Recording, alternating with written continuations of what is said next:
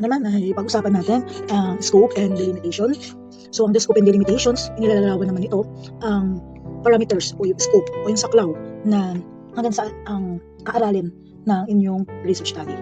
So hanggang saan lang ba ang dapat na sakop ng inyong research. So may kinalaman naman ang scope and delimitation nyo doon sa inyong statement of the problem. So kailangan makita natin na yung mga variables na isusulat nyo sa scope ay nakikita mismo doon sa inyong inilagay na variables to measure na makikita doon sa inyong specific problem.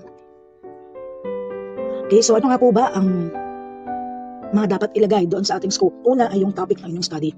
Pangalawa, kailangan din natin isulat ang objective ng inyong study at paano ba i-address ang inyong mga issues na inilagay nyo in relation sa inyong statement of the problem. Parte din ng scope and limitation ang time frame kung simula at hanggang kailan kayo magko-conduct ng inyong study. Sinusulat din dito ang lokal o yung location kung saan nagko-conduct study or saan kinonduct mga test. At ilalagay din natin ang characteristic ng participants kung tayo ay gumagamit ng mga survey. At inilalagay din naman natin kung alin sa mga control group at ating experimental group, kung ano ang content ng ating mga laman sa ating per treatment kung tayo naman ay gumagawa ng isang experimental research. At again, sa portion naman na to, kung gumagamit tayo ng survey, pati ang response form ay pwede rin natin ilagay dito sa may scope and limitation. Okay po. Now, the scope and delimitation ay hindi lang siya isinulat for the sake of writing. Inilalagay natin ito to make sure that the reasons for the inclusion and exclusion of the some variables, alin lang ba ang kasama sa iyong study.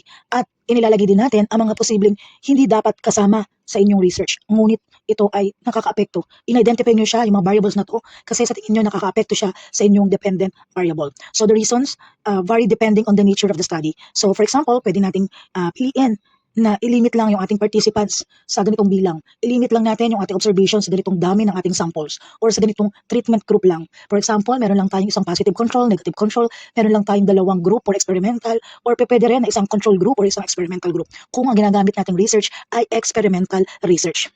So, pwede rin nating ilagay at ilimit natin ang study natin so that makatapos tayo agad sa ating research. Kasi nga, kailangan alam din natin yung ating time. No, meron lang tayong minimit na requirement kung hanggang kailan lang ba dapat matapos ang ating research study. So narito naman ngayon yung mga phrases na pwede natin gamitin bilang panimulang statement sa pagsusulat ng scope and delimitation. Una, pwede tayo magsulat ng the study covers, the study focuses on, the coverage of the study is limited to, this study does not cover. So all these words ay pwede natin ilagay sa ating scope and delimitation which is a part of the research section. So once again, ano nga ba ang steps para makapagsulat tayo ng scope and delimitation of the study? Una, tukuyin natin ang layunin o yung purpose. Pangalawa, i-describe natin yung scope. Saan kukuha ng scope? Doon lang sa variables na inilagay natin sa ating statement of the problem. Ano yung mga variables na itetest natin? So saan siya nakasulat ulit? Sa statement of the problem. And then, bigyan natin ng emphasis.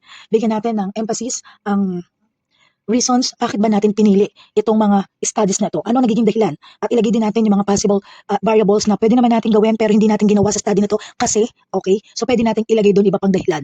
Posibleng because of time constraint, because of financial constraint, okay? Kaya hindi natin nailagay yung variables na yon. Kaya hindi natin naisagawa yung variables na yon. Kaya po, gawin nating malinaw yung ating scope. Ang scope, ibig sabihin, coverage. Pag sinabi naman natin delimitation, ano yung mga hindi natin gagawin sa ating study? Limitation, hanggang saan lang ba ang ating gagamitin? Ano ba yung mga limitations natin sa ating study? Ano ba yung mga variables na wala sa ating control? Sa ating mga, wala sa ating kaparaanan para makontrol yung mga ganung bagay na nakaka-apekto sa ating research.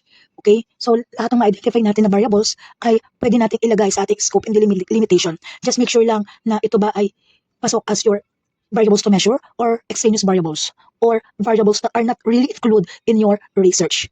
Okay po? So, mahalaga na ilagay natin to kasi yung babasa ng research nito, titingnan ngayon niya yung SOP, titingnan niya yung scope, pagkatapos, titingnan niya ngayon yung mga procedures. So, ganito namin tinitingnan ng mga panelists ang inyong research paper. So, minsan, nagkakaroon ng misunderstanding or misconceptions doon sa research kung hindi naging malinaw ang pagsusulat ng scope and delimitation sa part ng research section na ito. Kaya as a researcher po mga anak, ay kailangan linawin yung mabuti kung ano ang gusto nyong aralin, ano ang gusto nyong i-cover lang sa inyong study, at ano ba talaga yung mga posible pa na mga variables na pwede maka-apekto sa inyong independent variable and dependent variable. Kaya dito ko sinasabi na ang extraneous variables ay pwede i-include sa pagsusulat ng scope and delimitations. Okay po? So sana naunawaan kung bakit tayo kailangang magsulat ng scope and delimitations.